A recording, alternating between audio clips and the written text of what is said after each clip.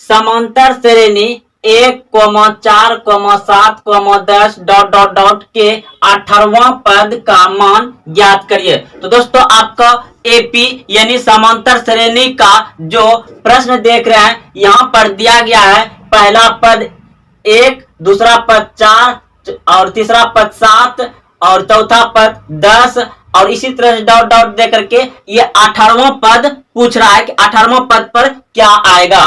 तो दोस्तों आप सभी जानते हैं कि a बराबर जो होगा, सबसे पहले यहाँ पे आप सोल्यूशन या हल लिख लेंगे। उसके बाद a बराबर कितना जाएगा आपका 1 और फिर निकालना हमको सार्वंतर यानी कि d निकालना है। तो d बराबर क्या हो जाएगा, यानी a2 में माइनस a1 करेंगे। तो a2 कितना है 4 और माइनस 1, तो d बराबर कितना आ गया, 1 घट जाएगा इसमें तो 3 आ गया। अब जो है कि हमको और n कितना हो जाएगा 18, nवां पद हो जाएगा 18। तो सूत्र आपसे निकालना है, यानी कि सूत्र होता है an बराबर a plus n minus 1 bracket of d।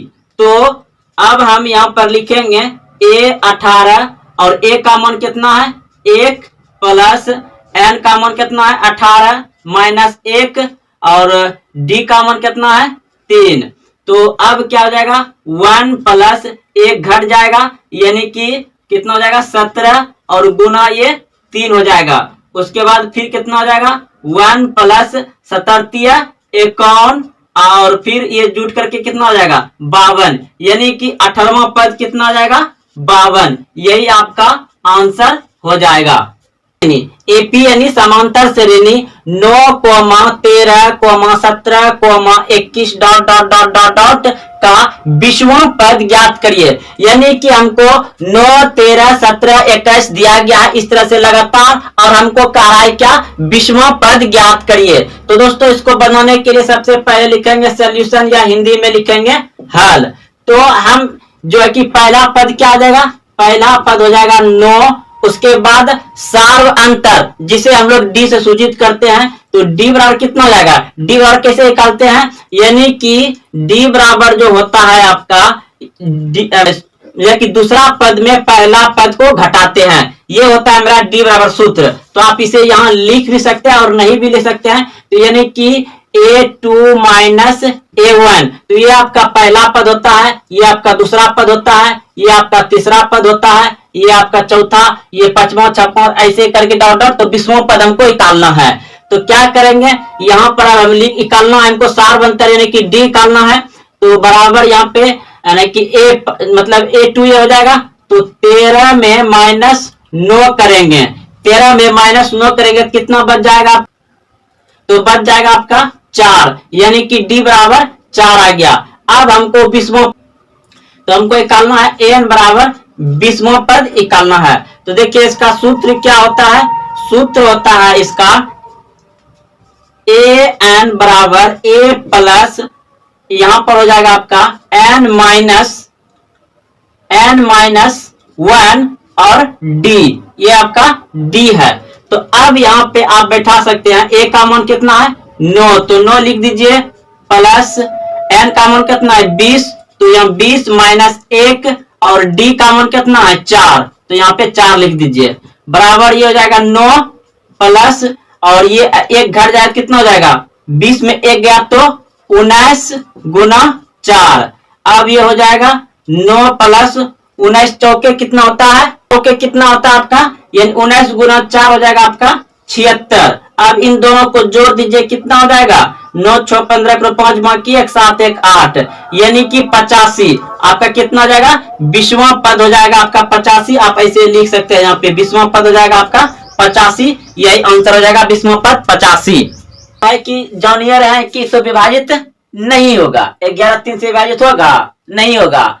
अब 11 ही क्यों लिए, क्योंकि 1 2 3 4 ये सब 9 तक तो क्या हो जाएगा 1 अंक वाला होगा, 10 आपका 2 अंक आ गया, 11 आपका 2 अंक आ गया, 12 आपका 2 अंक आ गया, 13 आपका 2 अंक आ गया। लेकिन 2 अंक में जो ये 12 कट रहा है, इसलिए हम लोग क्या करेंगे यहाँ पे 12 से शुरू करेंगे, फिर ये 15 कट जाएगा तो 15 लेंगे।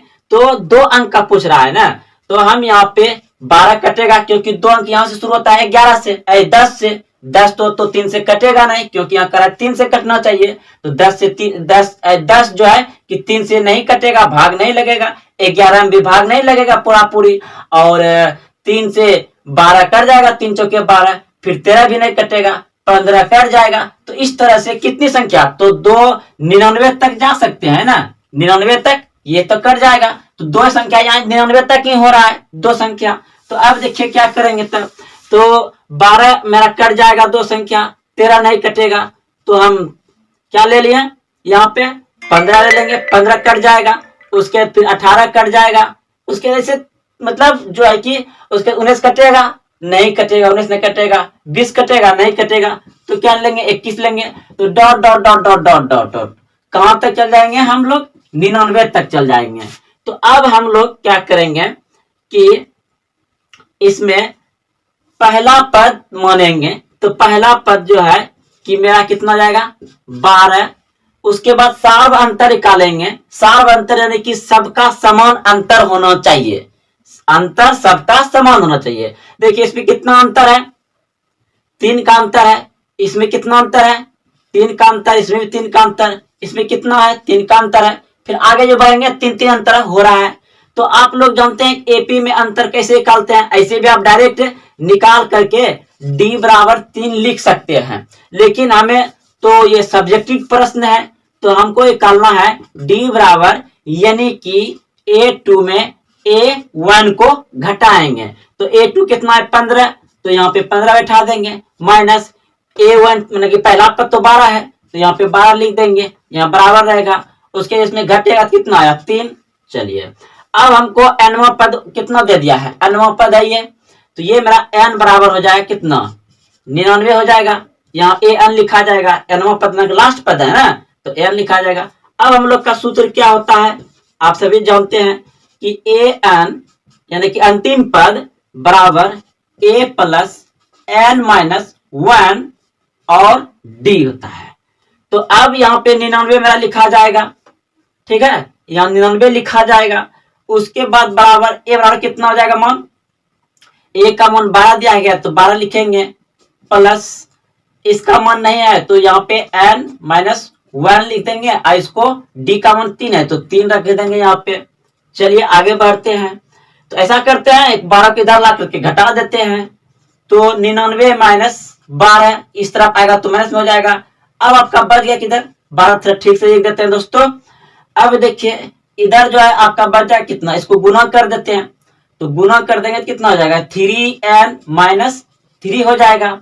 अब जब ये घट जाएगा, क्या दिखाई दे रहा है, देखते हैं एक बार। हाँ दिखाई दे रहा है।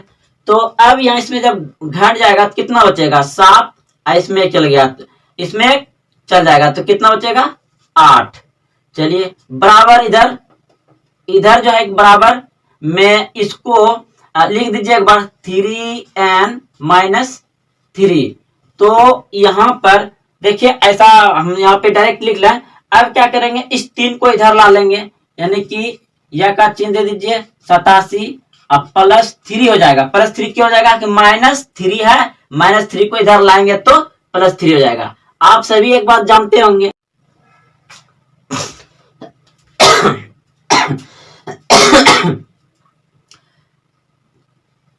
देखिए ये माइनस 3 को बराबर का इस तरफ लाएं तो प्लस 3 हो गया, बराबर दे करके ये बच गया आपका 3n। दोस्तों ये चीज जानते होंगे, आप भी जानते हैं कि प्लस को इधर करेंगे तो माइनस, और माइनस को इधर करेंगे तो प्लस, और गुना को इधर करेंगे तो भागा। यानी कि भाग को इस बराबर का इस तरफ लाएंगे तो क्या हो जाएगा गुना, और गुना को इस तरफ ले जाएंगे तो भाग। माइनस को इधर ले जाएंगे तो प्लस, अब प्लस को इधर लाएंगे तो माइनस, यानी कि उल्टा होता है। तो दोस्तों आप लोग समझ गए होंगे, यही बात यहाँ इधर हुआ, आप लोग बहुत बनाए होंगे क्लास 8 में। अब देखिए इसको क्या करिए, जोड़ दीजिए। तो 7 3 10 को 0 बाकी 1 8 1 9 बराबर कितना हो गया इधर आपका 3n। तो दोस्तों ये थोड़ा उल्टा लग रहा है।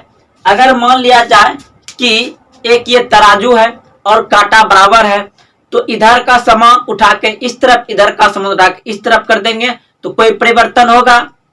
नहीं होगा, क्योंकि समान बराबर है। अगर माइनस प्लस रहता, अगर प्लस माइनस रहता तो अंतर होता। तो बात यही है।